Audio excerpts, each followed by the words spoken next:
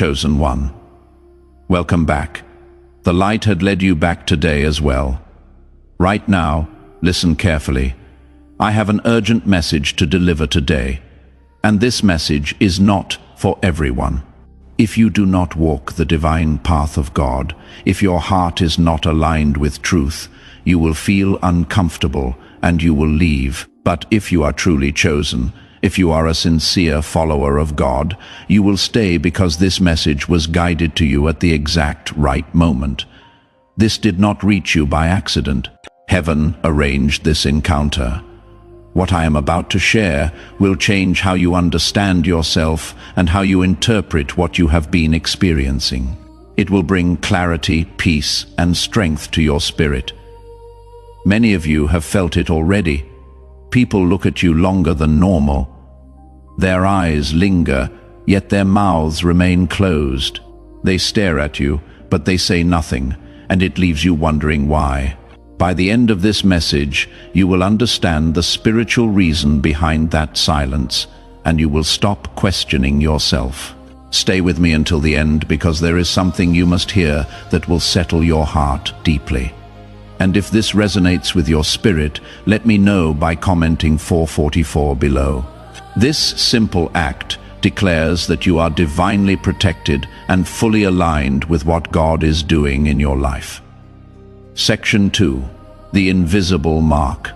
Why your presence disrupts rooms. Chosen one. I want you to settle your mind for a moment and listen calmly. What you are experiencing is not random, and it is not psychological imagination. There is something placed upon you that cannot be seen with human eyes.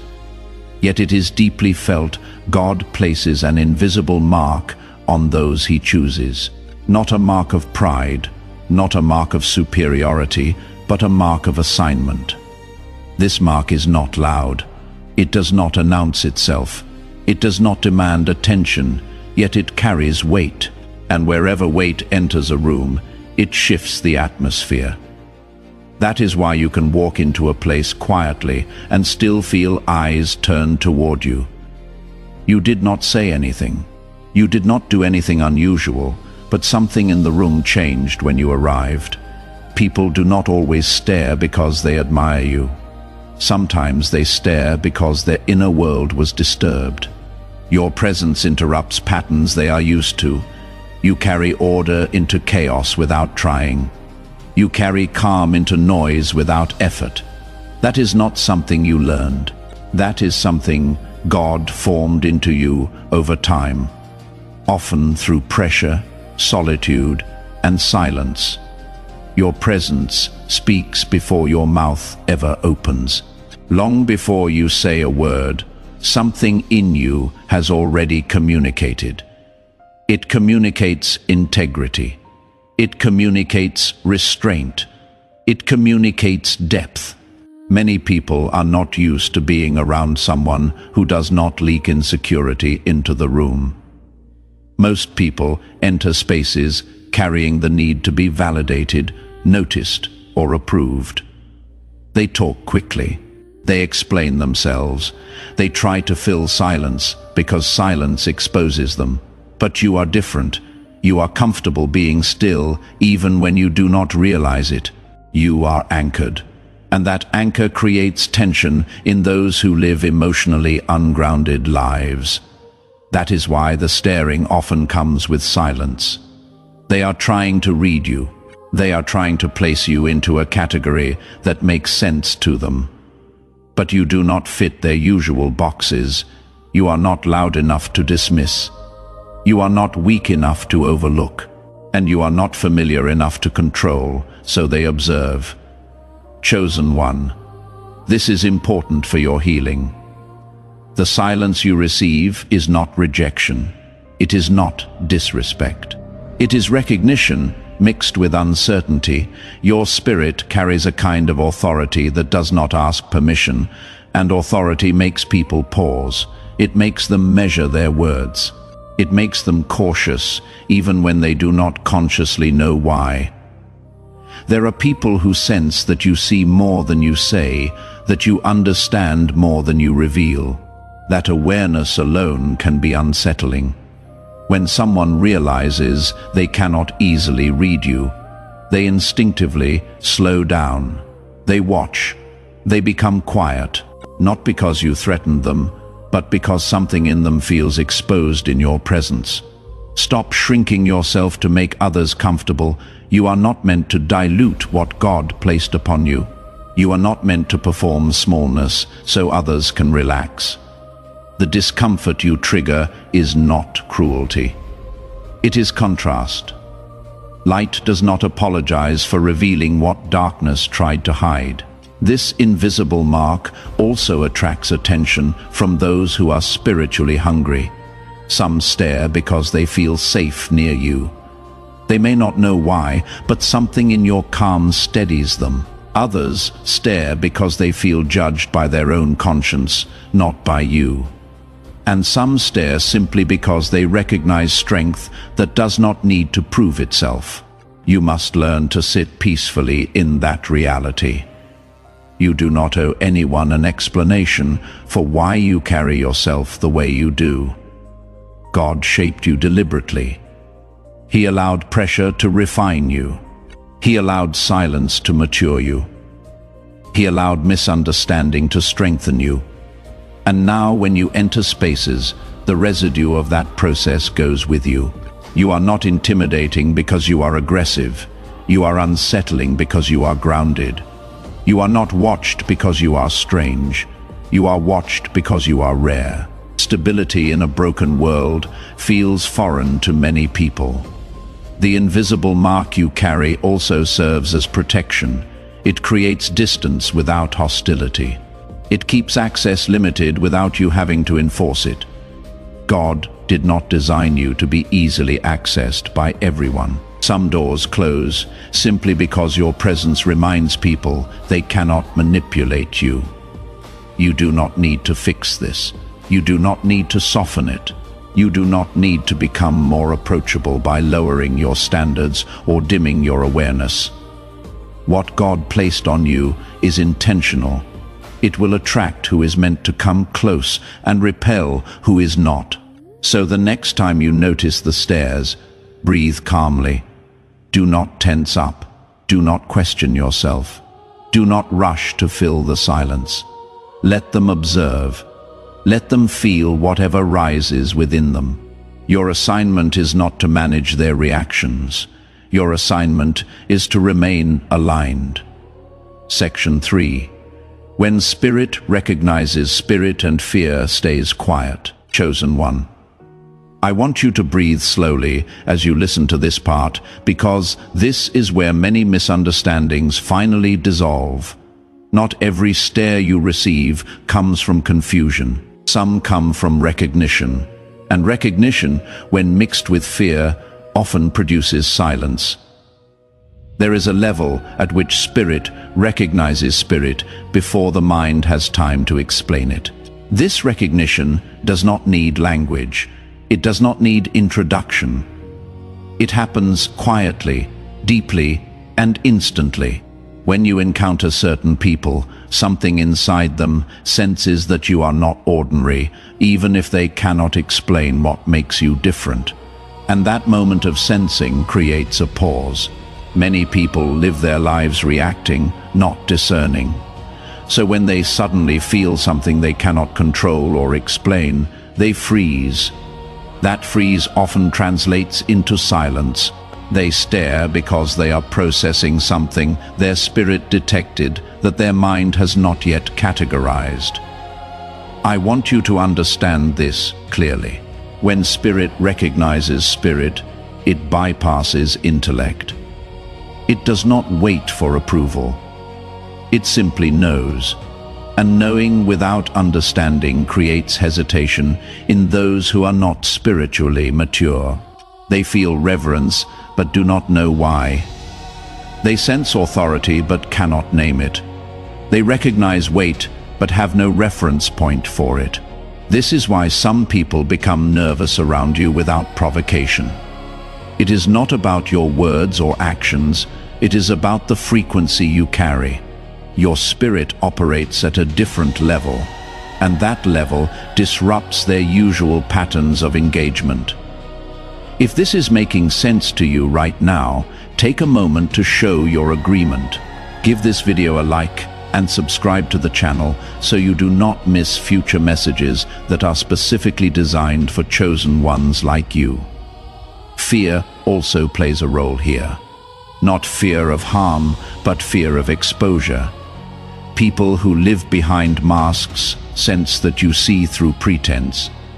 People who rely on manipulation sense that you cannot be controlled. People who avoid truth sense that you carry it naturally, and all of that creates internal discomfort that manifests as silence. You have likely noticed this pattern. Some people are drawn to you, while others pull back without explanation. The ones who pull back are not necessarily your enemies. They are simply not aligned. Their spirit recognizes what your presence demands: honesty, integrity, depth, and they are not ready for that level of engagement. Let me speak gently to your heart here. You are not responsible for comforting people through their discomfort with truth. You are not obligated to make yourself smaller so others feel bigger. God gave you a spiritual frequency for a purpose, and that purpose includes disrupting comfort zones that have become cages. When spirit recognizes spirit, it also reveals intention. Some people stay quiet because they know their motives would not survive your discernment. Some people stay quiet because they are calculating how to approach you. Some people stay quiet because they are waiting to see if you are as grounded as you appear. Silence becomes a test, and you pass it by remaining unbothered. Chosen one. You must release the need to interpret every stare. You must release the need to justify every silence. Not everything requires your analysis. Some things are simply evidence that God placed something upon you that others feel but cannot fully comprehend, and that is enough. This recognition also works in reverse. There are people whose spirit you recognize instantly. You feel safe with them immediately, or you feel cautious without knowing why. That is your spirit communicating. Trust it. Do not override it with logic. Do not dismiss it because you want to be kind. Discernment is not unkind. It is protective. Understanding this spiritual recognition changes everything. It means you are not imagining the tension you feel in certain rooms. You are not being paranoid when you sense that someone is not being genuine. You are not overthinking when you pull back from someone who seems friendly on the surface. Your spirit is reading frequencies that your mind has not yet processed into words. Many chosen ones have been gaslit into doubting their own discernment. People told you that you were being judgmental when you were actually being discerning. They told you that you were being cold when you were actually being protective. They convinced you that setting boundaries made you unkind when boundaries are actually the kindest thing you can do for yourself and others.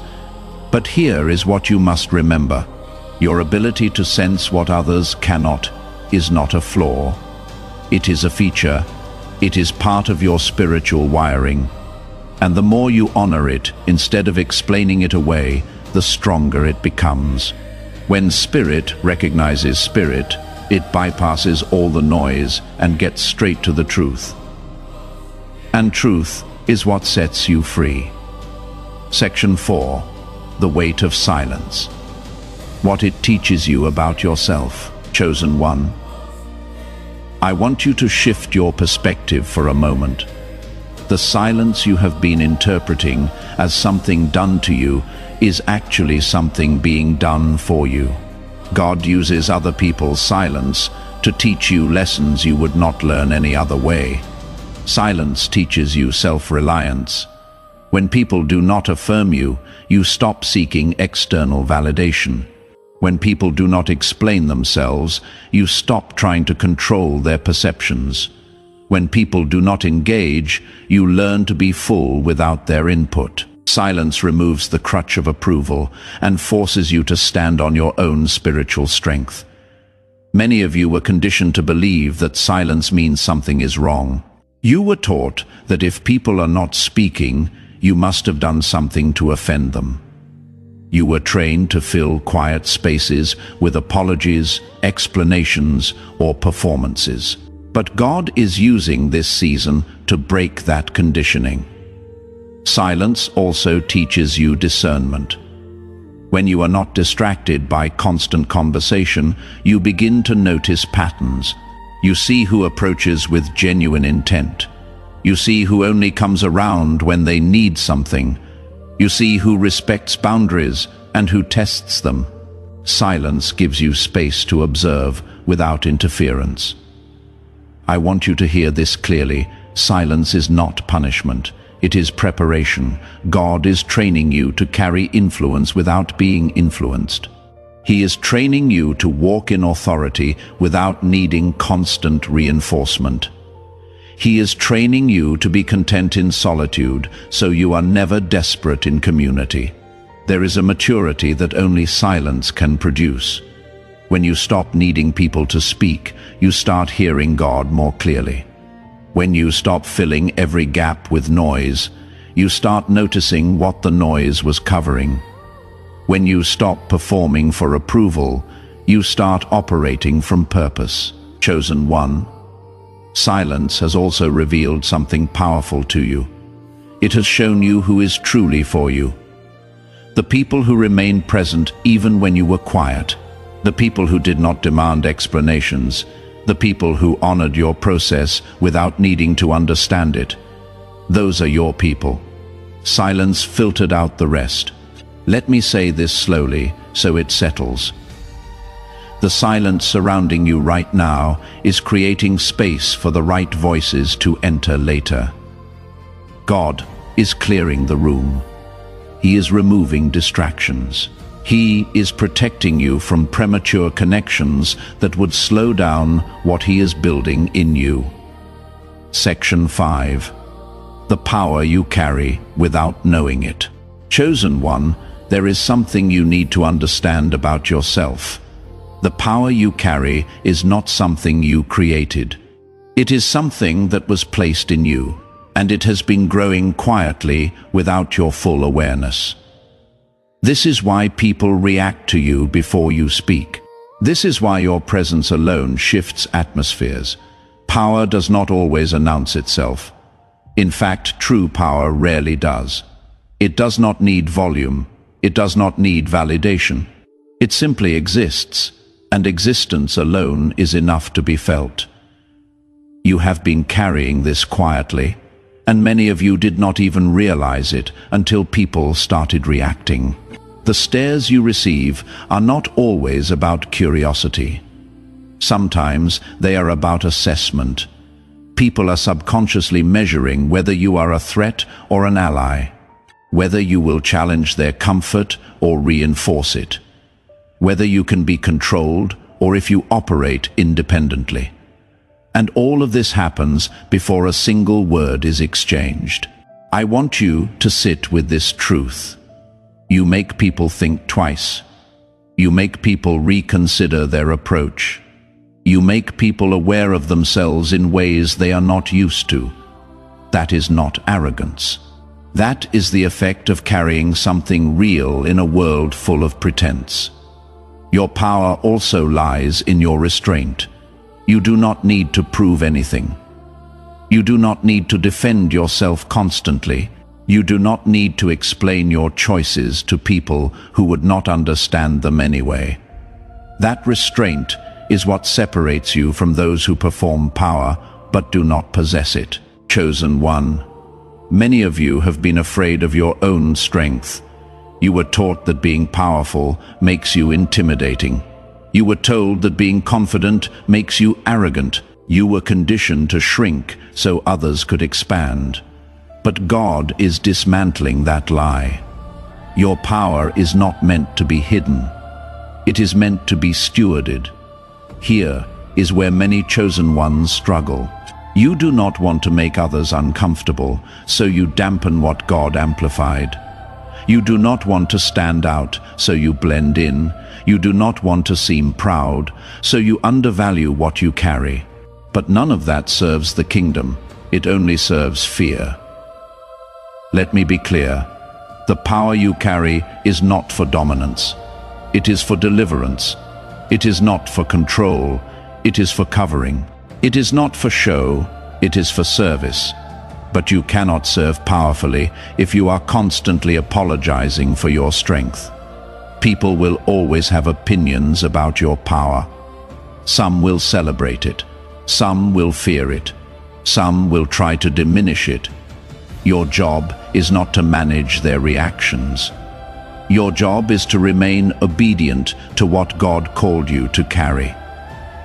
Section 6. Why you do not owe anyone an explanation.